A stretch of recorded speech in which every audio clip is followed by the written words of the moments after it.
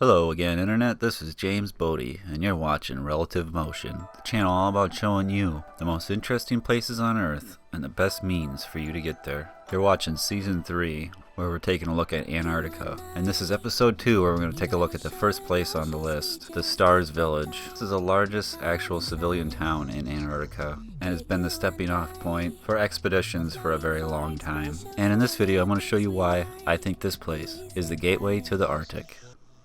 Hold me now, tell me things, tell me all about how you feel. Just let yourself go. Say it loud, wake the world on the other side, make it real. Just let yourself go, just let go.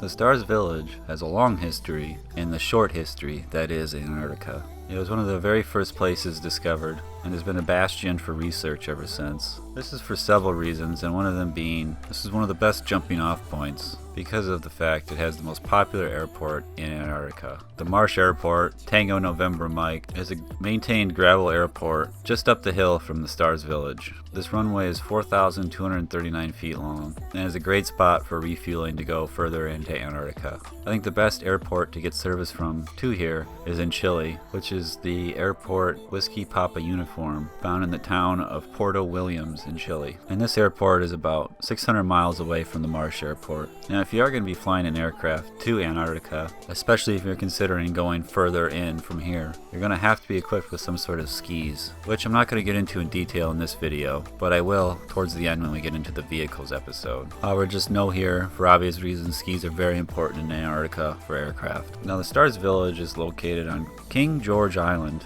in Antarctica, which is one of the larger islands, especially off the peninsula. And one of the large reasons for this area's popularity are the two very good natural bays that provide harbor for ships. Because of these bays and this place's success for research, 10 out of the 70 research stations in Antarctica are just located on this island. And all of them are concentrated in these bays for the reasons I have just mentioned. So if you're not going to be traveling here by aircraft, really the only other way to get to Antarctica is by ship. And if you are going to be traveling by ship, I think it would be obvious to recommend that you're going to want an icebreaker to be journeying down this far south, which again I won't get into in this video, but look for that later episode of the vehicles portions of Antarctica to see some of the vehicles you might bring to this area. So this is the largest civilian town in Antarctica, which I guess isn't too much of a feat considering there's only 2 civilian towns. The sister town to the Stars Village is Hope Base, which is on the very tip of the Antarctic Peninsula, and is actually famous for having the first child born in Antarctica. The Stars Village is home to almost 150 people in the summer, and Hope Base is only about 50, so it's about a third the size, and doesn't have a lot of the same buildings that the Stars Village has. The Stars Village is the largest town in Antarctica. It has a lot of different buildings that really make it a town. These include a school that has 2 teachers, a bank, a library, a hospital, a pharmacy, a dentist, a gym, a library, a general market, and even a gift store. There's 35 buildings in total in the Stars Village, and about half of them are dedicated to housing. One of these buildings is the hostel called Polestar. Of course, not to be confused with the car, which can hold around 90 people, but for obvious reasons is actually very expensive to stay at. There's also even 2 churches in this area. The first one that was built was the St. Mary Queen of Peace Church, and this was actually built in the Stars Village. The other church, that is also by far the most famous church, is the Trinity Church. It's actually located in a Russian town just a few hundred meters away. The reason for this one being the most famous, besides the fact that it looks like something out of Game of Thrones,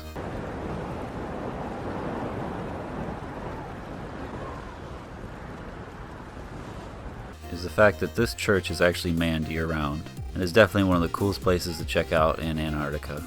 Some of the other amenities you might be surprised that this town actually has, as it has access to phones, internet, and even TV from a giant satellite dish that it has. Some of the other amenities you might be pretty surprised to find this place has are the phones around the town that use satellite service, and also the fact they now have cellular service from one tower that's in the town. There's even internet in certain places. However, the most interesting one I think is the fact this place actually has a radio station. It's an FM radio station on the frequency 90.5, It actually plays music and also has information that plays daily. So interestingly, it's probably one of only 2 places in Antarctica too that you can drive 3 or 4 miles. So if you do have a vehicle in Antarctica, make sure you brought your chains. And while you're cruising around in Antarctica, don't forget to tune in to 90.5 FM. Freeze your off.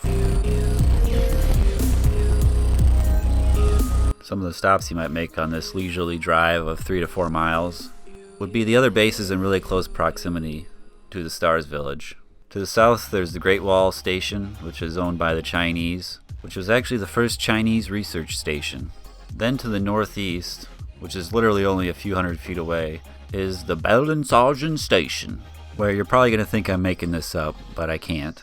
And if you really want to, you can look it up yourself. So leave it to the Russians. The first attempted murder took place here in 2018. This took place when one scientist stabbed another scientist, and the motive was the scientist kept giving away the endings of his book. But spoiler alert, he lived. And then the last base to the east is the Artigas Base, which is owned by Uruguay.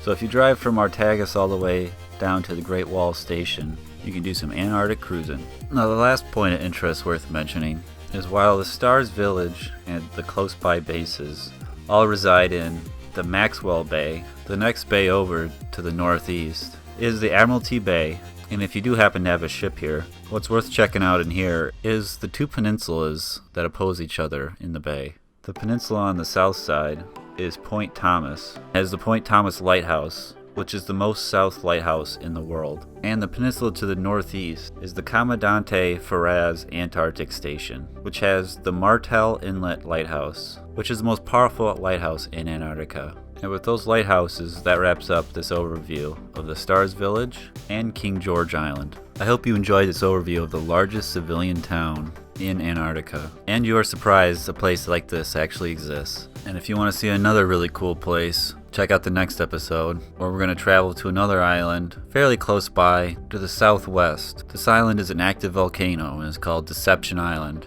and this place is as mysterious as it sounds. So until next time, I'm James Bodie, and you've been watching Relative Motion.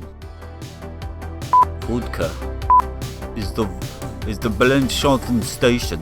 Is the Bellingshausen Station.